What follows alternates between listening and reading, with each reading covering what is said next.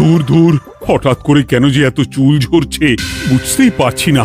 কতদিন হয়ে গেল চুল ওঠা আর থামছেই না। না, এমন হতে থাকলে তো মাথায় টাক পড়ে যাবে। না না না, আজ রাজবৈদ্যের কাছে পরামর্শ নিতে হবে। কি ব্যাপার মহারাজ, আজ আপনাকে এমন চিন্তিত দেখাচ্ছে কেন? জীবনে বড় দুঃখ গোপাল, মন মেজাজ একদম ভালো নেই। সে কি কি হয়েছে মহারাজ? গোপাল থাকতে দুঃখ কিসের? আর বলো না, মাথার চুলগুলো আজকাল ঝড়ে পড়া পাতার মতো পটপট করে ঝরে যাচ্ছে।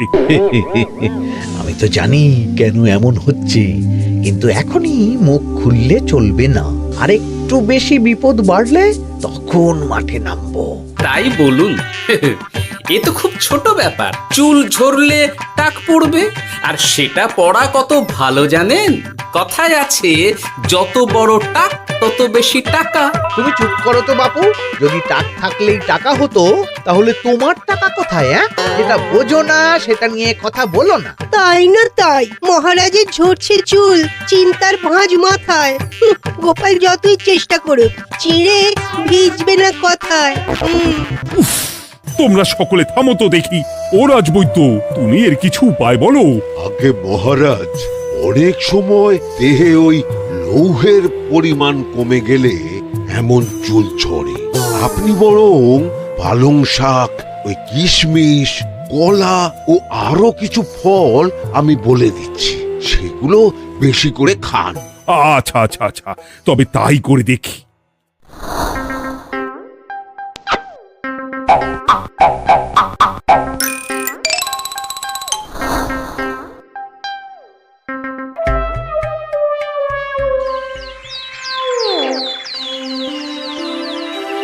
ও রাজবৈদ্য, তোমার কথা মতো শাক পাতা ফলমূল সবই তো খেলাম, চুল ঝরা বন্ধ তো হলোই না। তো জানতামই এমন হবে। কিন্তু মহারাজ, এমনটা তো হওয়ার কথা নয়। কিন্তু হচ্ছে তো। আরে আমার সাধের চুল, কোথায় চলে গেলি সব? এর জন্য তুমি দায়ী। তুমি এর জন্য শাস্তি পাবে বৈদ্য। আমাকে আমাকে ক্ষমা করে দিন মহারাজ, এমনটা হবে এ তো আমি ভাবতেই পারিনি। কিছু মনে করবেন না মহারাজ, ছোট মুখে বড় কথা বলছি, কিন্তু সত্যি এখানে রাজবৈদ্যর কোনো দোষ নেই। ওকে শাস্তি দেওয়াটা ঠিক হবে না মহারাজ। দেখেছেন মহারাজ, গোপালের সাহসটা দেখেছেন? আপনার মুখের উপর কথা বলছে। তা বলি, তুমি যখন এতই বোঝো, তাহলে নিজেই একটা আস্ত লোহা খেয়ে দেখো না, তোমার মাথায় চুল গজাচ্ছে কিনা। ঠিকই আছে, এসব মূর্খের মতো কথা কেবল আপনার থেকেই আশা করা যায় মন্ত্রী মশাই। মহারাজ, আপনি বিচক্ষণ মানুষ, আমার শুধু অনুরোধ, আরেকবার ভেবে দেখবেন। ঠিক আছে, রাজবৈদ্যকে আমি শাস্তি দেব না, কিন্তু সকলের জন্য আমার একটা ঘোষণা আছে। কি ঘোষণা?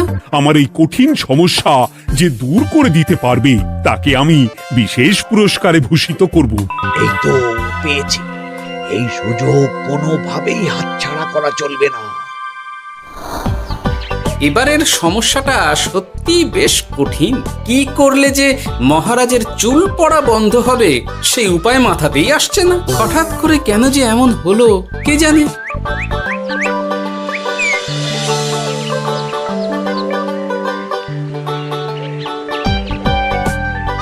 ও মা, তুমি এসে গেছো?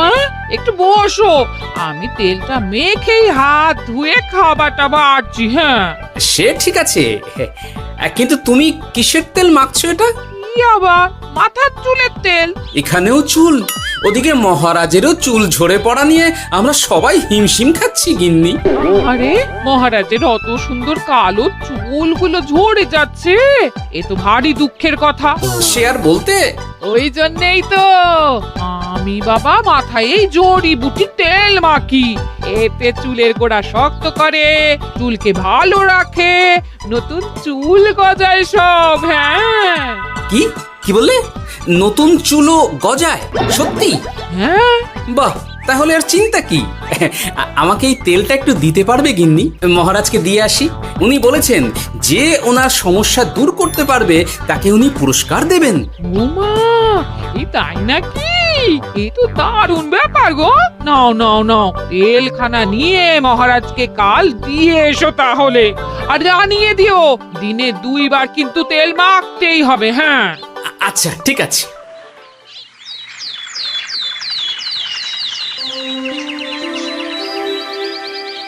কোনো উপায় খুঁজে পেলে তোমরা? আগে মহারাজ, আমি আপনার জন্য নকল চুল বানিয়ে এনেছি।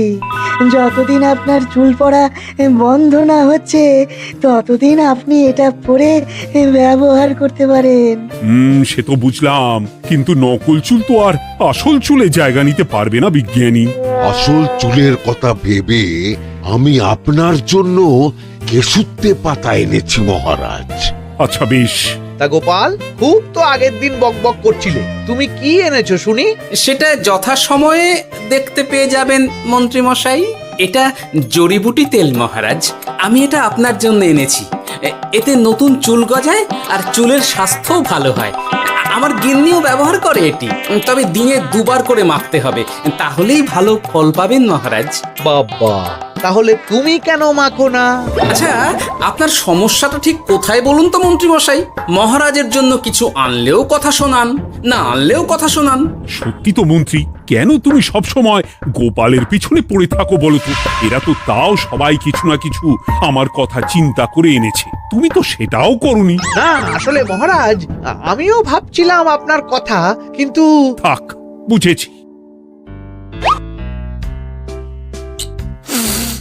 আহ, দারুণ।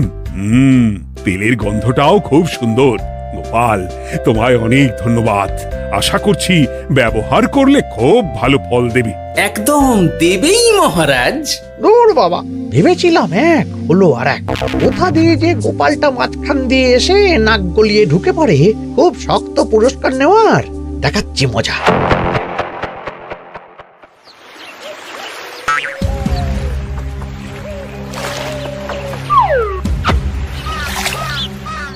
এবারে গোপালের তেল দিয়েই সব কিছু তোলপাড় করব।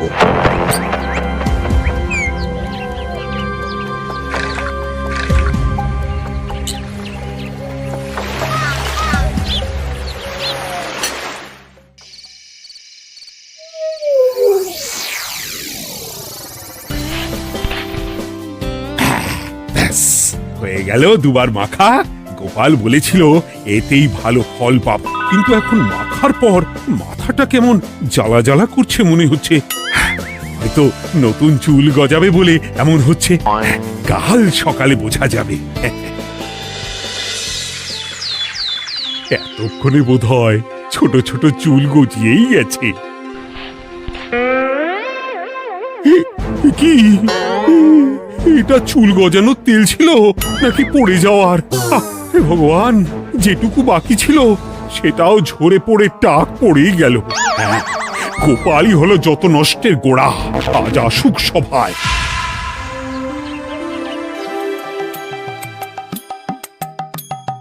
এই যে এখন এলেন উনি।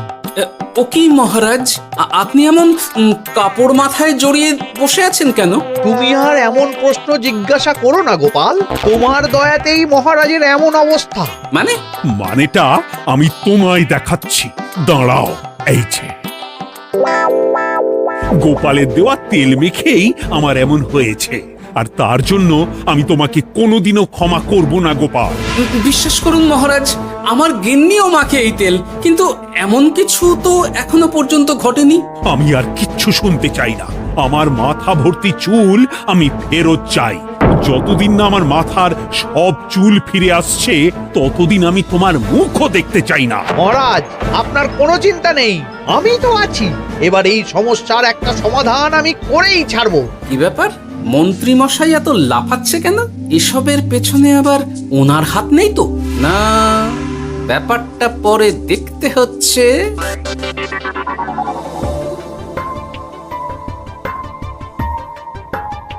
আমি বলি কি মহারাজ, এই সময়টা বরং আপনি নকল চুলটা মানে মানে পরচুলা ব্যবহার করুন। হ্যাঁ, অগত্যা, কিছু তো একটা গন্ডগোল আছেই। গিন্নিও তো রোজ মাথায় তেল মাখে, কই এমন তো হয় না। মন্ত্রী যদি কিছু করেও থাকে তাহলেও হাতে নাতে ধরবো কিভাবে? ও কি গো গোপাল দাদু, এখন এই সময় তুমি রাজসভা ছেড়ে এখানে? তোদের দাদু আর রাজসভায় যাবে না রে? কি বলছো গো? কেন? আর কেন, বিনা দোষে এমন শাস্তি। তোমায় শাস্তি দিয়েছে, তুমি শুধু বলো কে তোমার সাথে কি করেছে, বাকিটা আমরা বুঝে নিচ্ছি। আচ্ছা বলছি, কৃষ্ণনগরের মন্ত্রী মশাইয়ের বাড়িটা কোন দিকে একটু বলতে পারবেন? কৃষ্ণনগরে নতুন নাকি? আগে তো আপনাকে কখনো দেখেছি বলে মনে পড়ছে না। হ্যাঁ, আমি এখানে থাকি না, আমি এখানে আমার কাজে এসেছি, তাই মন্ত্রী মশাইয়ের বাড়ির ঠিকানাটা যদি একটু বলে দেন। নিশ্চয়ই, এ পথ দিয়ে সোজা চলে যান, তারপর কিছুটা ডান দিকে গেলেই পেয়ে যাবেন। আচ্ছা, অনেক ধন্যবাদ। ভিন গাঁয়ের লোক মন্ত্রী মশাইয়ের বাড়িতে, ব্যাপারটা বেশ সন্দেহজনক লাগছে। এই এই গুলটে ন্যাপলা, তোরা তোরা দুজন একটু আড়াল থেকে দেখতো লোকটা মন্ত্রী মশাইয়ের বাড়িতে ঠিক কি জন্য এসেছে, তারপর আমায় খবর দিস। ঠিক আছে গোপাল দাদু। তোমার আবার এখানে আসার কি দরকার ছিল? আমি তো বলেছি যে আমি ঠিক গিয়ে তোমার পাওনা গন্ডা মিটিয়ে দেবো। মিটিয়ে দেবে? কতদিন হয়ে গেছে জানেন? দেখো, হয় আমার কীটনাশক আর সার সব ফিরিয়ে দিন, নয়তো আমার জিনিসের দাম মিটিয়ে দিন। কীটনাশক, সার আর কি করে ফেরত দেবো বলো? ও তো সব পুকুরের জলে মিশে গেছে। ওসব আমি জানি না, আমার পাওনা গন্ডা মিটিয়ে দিন, ব্যাস। চল চল, এখনই তাহলে গোপাল দাদুকে গিয়ে সব জানাই। চল চল। দাদু, ও গোপাল দাদু। তোরা এসে গেছিস? আয় আয় আয় আয় আয়। মন্ত্রী মশাইয়ের মুখ থেকে অনেক খবর পেলাম। তাই নাকি? কি শুনি? মন্ত্রী মশাই ওই লোকটার কাছ থেকে অনেক কীটনাশক সার নিয়েছে, কিন্তু এখনো জিনিসের দাম মেটায়নি। হ্যাঁ, ওই জন্যই তো মন্ত্রী মশাইয়ের উপর লোকটা খুব লেগেছিল, হুমকিও দিয়েছে 1 সপ্তাহের মধ্যে জিনিসের দাম সব মিটিয়ে দিতে হবে। তাই নাকি? কিন্তু কীটনাশক সার নিয়ে মন্ত্রী মশাই কি করবে? সেটা তো বলতে পারবো না দাদু। তবে হ্যাঁ, মন্ত্রী মশাই ওই লোকটাকে বলছিল যে ওই সব কীটনাশক সার পুকুরের জলে মিশে গেছে। কি বললি? পুকুরের জলে? আচ্ছা, এবার দুয়ে দুয়ে 4 করা গেল। অনেক ধন্যবাদ রে তোদের। বল বল, তোরা কি খাবি? কিচ্ছু লাগবে না গোপাল দাদু, তবে ভোলা বয় আর মিষ্টি খাওয়ালে। আচ্ছা আচ্ছা। কি করে যে মহারাজকে আসল ব্যাপারটা বোঝাই, কিছু তো একটা উপায় বের করতেই হবে। তা বলি বাবা, রাজসভায় যেতে হবে না বলে কি সারাদিন এইভাবেই শয়নে শয়নে দিন কাটাবেন বাবা? হ্যাঁ, উপায় পেয়ে গেছি। বুঝলে গিন্নি, আমাকে একটা জায়গায় যেতে হবে, বুঝলে? তারপর ওখানে যদি কাজ হয় তাহলে আগামীকাল রাজসভায় আমি যাব।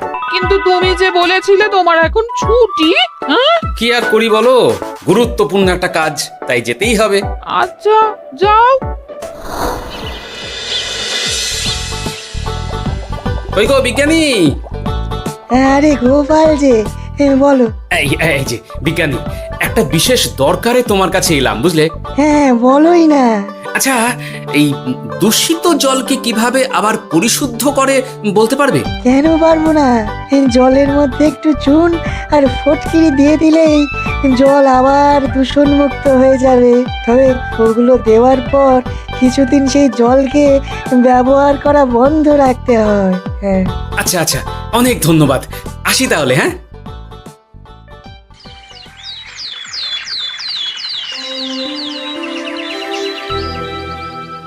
ছায়া পড়েছে, ছায়া পড়েছে। আমি বেশ বুঝতে পারছি তার ছায়া পড়েছে এখানে। কার ছায়া পড়েছে? আজকাল তোর মাথা থেকে অনেক চুল ঝরে পড়ছে, তাই না? আগে হ্যাঁ সাধু বাবা, আপনি একদম ঠিক কথা বলেছেন। ও বাবা, এই আবার কোথা থেকে উদয় হলো? আরে আমি একা গিয়ে সেই স্নানের পুকুর পরিদর্শন করতে চাই। যথা আজ্ঞা বাবা।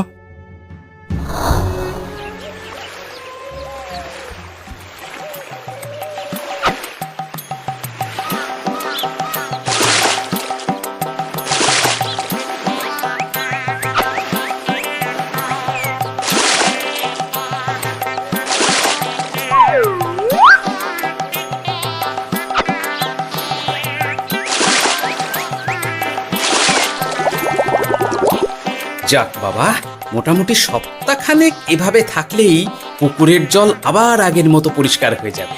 এবার শুধু মহারাজকে একটু বুঝিয়ে বললেই হয়ে যাবে।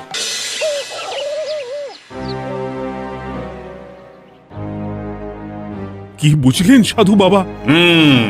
আমার অনুমানটাই ঠিক ছিল। পুকুরের জলে কালো ছায়া পড়েছে, কুদৃষ্টি পড়েছে, তাই এমন হচ্ছে। সে কি? কি কালো ছায়া? যত সব বাজে কথা। জল দূষণ করলাম আমি, আর দোষ পড়ছে কালো ছায়ার উপর। তাহলে এখন কি হবে? চিন্তার কোনো কারণ নেই। আমি মন্ত্রপুত ভস্য ছড়িয়ে দিয়েছি। 1 সপ্তাহ ওই পুকুরের জল স্পর্শ তো দূর, পুকুরের কাছেও যাওয়া নিষেধ। তাহলে আমার মোহরের কি হবে? যথাজ্ঞা সাধু বাবা। ও কি, তাহলে মহারাজ এতদিন স্নান করবেন কোথায়? সে কথা কাউকে চিন্তা করতে হবে না। মহারাজের ওপরে কালো ছায়া পড়া জল পড়েছে, তাই আগে সেটা শোধন করতে হবে। আমাকে তাহলে কি করতে হবে সাধু বাবা? আমার শিষ্য গোপাল আমাকে আগেই এই বিষয় জানিয়েছিল। আমি তার হাত দিয়েই তোর স্নানের জল পাঠিয়ে দেব। তাই আগামী 1 সপ্তাহ সেই জল দিয়েই তোকে স্নান করতে হবে। কি গোপাল? দেখছো তো মন্ত্রী, গোপাল আমাকে কত ভালোবাসে। আমি ওকে কত কথা শোনালাম, কিন্তু না না না না, কাল থেকেই আমি আবার গোপালকে রাজসভায় ডেকে আনবো। আমি আসছি, আমার কাজ হয়ে গেছে। আর হ্যাঁ, তোর স্নানের পুকুরের চারিদিকে প্রহরীর বন্দোবস্ত কর। কাক পক্ষীও যেন ওখানে প্রবেশ করতে না পারে। আচ্ছা বাবা, আচ্ছা।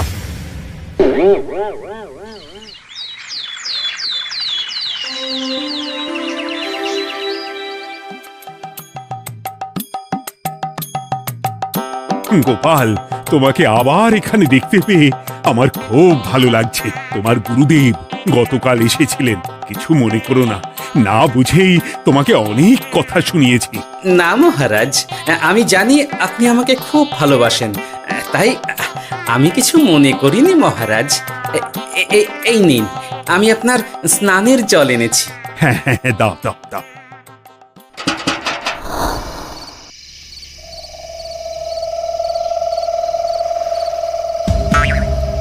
ও বাবা, পুকুরের কাছে যে গিয়ে দেখবো সে উপায় নেই। চারপাশে প্রহরীতে ভর্তি, তাহলে কি সত্যি সত্যি কালো ছায়া পড়েছে? ভালোই হলো, পাওনাদারকে বলে দেবো কীটনাশকটা জালি ছিল। হি হি।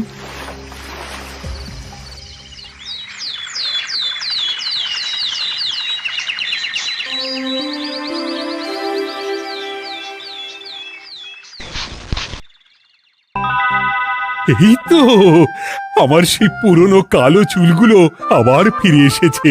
আহা, কি যে আনন্দ হচ্ছে দেখে।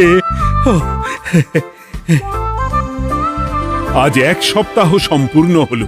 গোপালের জন্য আমার স্নানের পুকুর থেকে কালো ছায়া দূর হয়েছে। আমাকে এই সমস্যা থেকে দূর করার জন্য আমি গোপালকে 100টি মোহর উপহার দিতে চাই। ধন্যবাদ মহারাজ।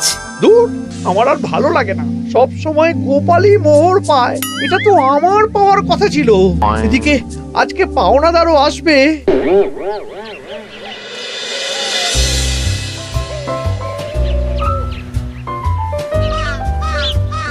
গোপাল দাদু, ওই লোকটা এসে গেছে। আচ্ছা, আসছি। এটা তো মন্ত্রীর বাড়ির দিকে রাস্তা। আমরা তাহলে ওদিকে কেন যাচ্ছি গোপাল? আপনার পুকুরের আসল রহস্যটা কি সেটা আপনি জানবেন না মহারাজ? মানে? নিজের চোখেই দেখুন, তাহলে বুঝতে পারবেন। আর একটু সময় দাও আমায় ভাই, এমনিতেও তোমার কীটনাশক কোনো কাজের নয়। কি এখন এসব কথা? আর একদিনও সময় দিতে পারছি না। একটু বোঝো, একটু। সব আমি মহারাজের পুকুরের জলে মিশিয়ে দিয়েছি। মন্ত্রী, তুমি তাহলে সেই কালো ছায়া? মহারাজ, আপনার পর্দা ফাঁস হয়ে গেছে মন্ত্রী মশাই। তুমি তাহলে সবটা জানতে? একদম প্রথম থেকে। রে, খুব জোর ফেঁসেছি। এদিকে পাওনাদার, ওদিকে মহারাজ, এখান থেকে কেটে পড়তে হবে। গন্ডগোল করে আবার পালানো হচ্ছে, তবে রে বলো, কেন করেছিলে?